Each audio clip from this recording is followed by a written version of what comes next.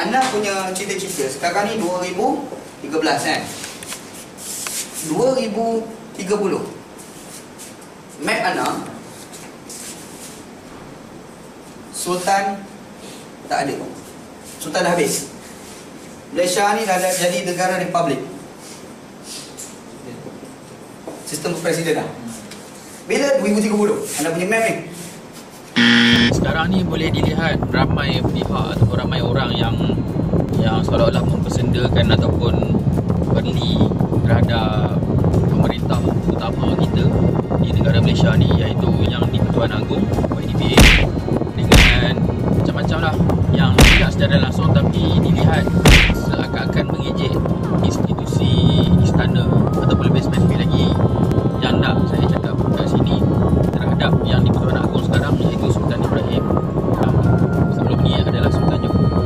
So kiranya banyak orang katalah kan, banyak komen-komen ataupun emoji di media sosial yang dilihat seolah-olah mempersedakan baginda yang sebagai agung dengan macam-macam tomahan, termasuk sewaktu baginda dirawat di luar negara baru-baru ni, ramai yang buat emoji gelak dan ada yang mengeluarkan komen yang seakan-akan hina baginda dan sebagainya.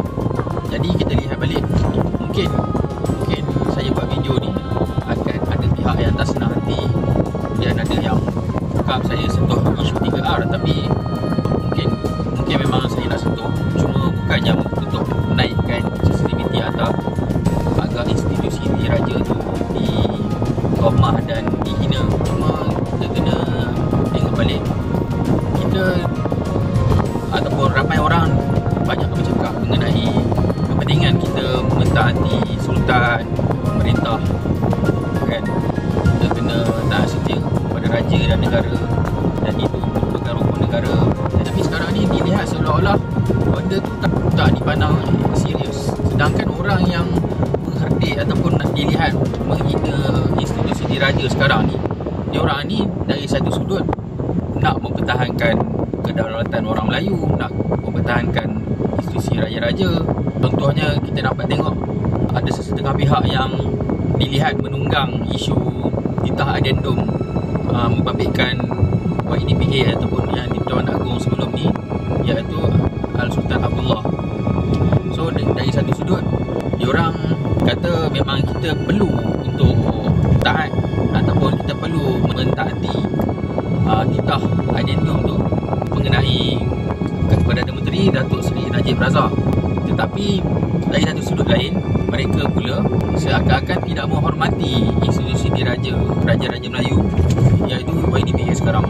Dilihat kontradik antara pendirian mereka tu, sebab mereka nak mempertahankan institusi sultan, ataupun mereka ni sekarang ni secara tak langsung telah mengheret institusi istana, institusi sultan ni, telah mengheret institusi sultan ni dalam politik mereka yang sempit.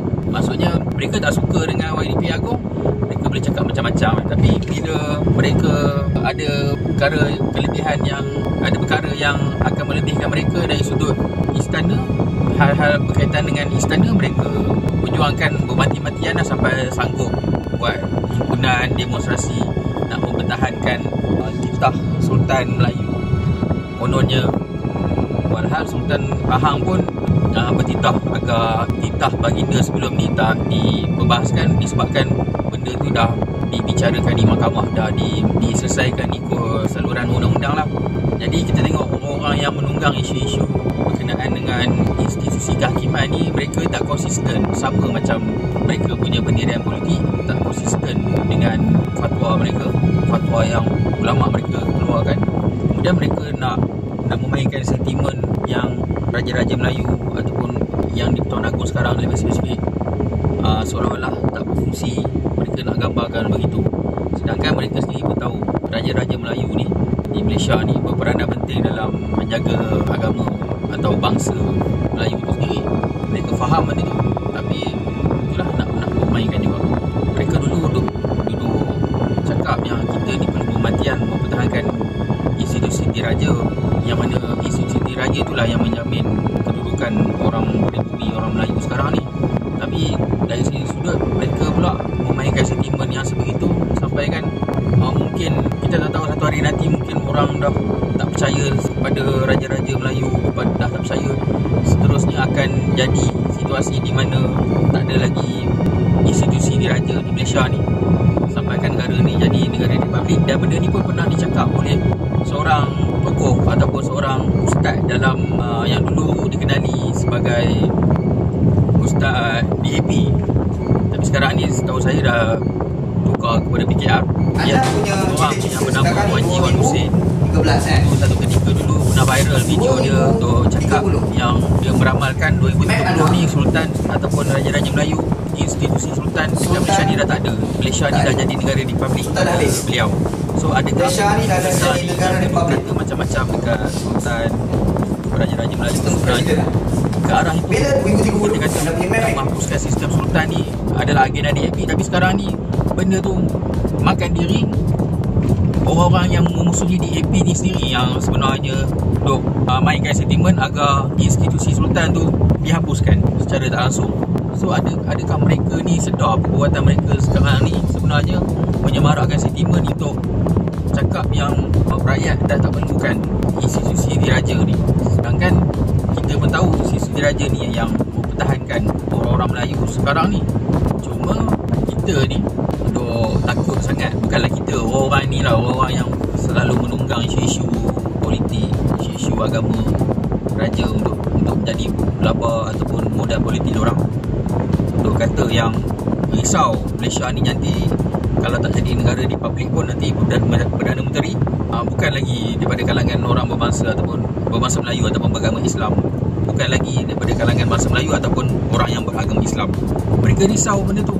Tapi buat kata ayah saya, tapi sebabkan adanya raja-raja Melayu sekarang ni ataupun adanya majlis raja-raja itulah yang membuatkan perkara tu dijamin. Perkara mengenai jawatan Perdana Menteri mesti diisi oleh orang berbangsa Melayu ataupun orang yang beragama Islam, dijamin disebabkan adanya majlis raja-raja Melayu sekarang ni. Kalau tak ada benda tu, mereka juga yang akan cakap nanti akan bersalahkan semua pihak.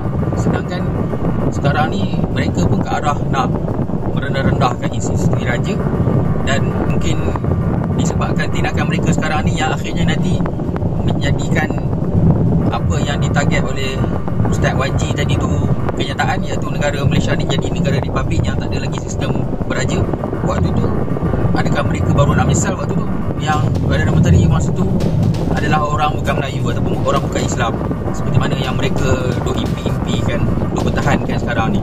So disebabkan mereka main isu-isu sentimen yang begitulah yang menyebabkan terakisnya kepercayaan orang, makin lama makin terakis kepercayaan orang terhadap institusi beraja. So kesimpulannya kita kena tengok diri kita sendiri lah, jangan duk rasa macam diri ni bagus sangat, ataupun jangan rasa yang semua keputusan politik yang dibuat oleh agamawan yang dalam parti politik kita tu semua betul, maksum, tak boleh disangkal, tak boleh ditolak, seolah-olah tok guru kita atau tuan guru kita tu maksum, bebas daripada segala salah dan silap seperti mana Nabi SAW.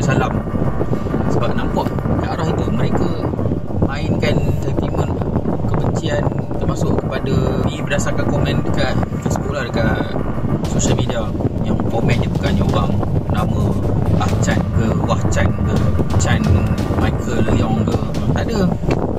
Orang yang nama Islam dekat media sosial komen macam tu. Dia klik dekat fake profile, memang profile betul. So pada orang yang tengok video ni, muhasabah lah. Walaupun kita mungkin tak puas hati dengan certain benda yang pemerintah buat ataupun raja-raja kita buat, tapi kita sebagai rakyat ada cara dia untuk kita bersabar, ataupun ada cara untuk kita menegur pemerintah, bukan dengan cara macam tu menyemai kebencian. Akhirnya nanti kita sendiri yang akan menyesal. Kalau tak kita menyesal pun, generasi kita yang seterusnya yang akan menyesal.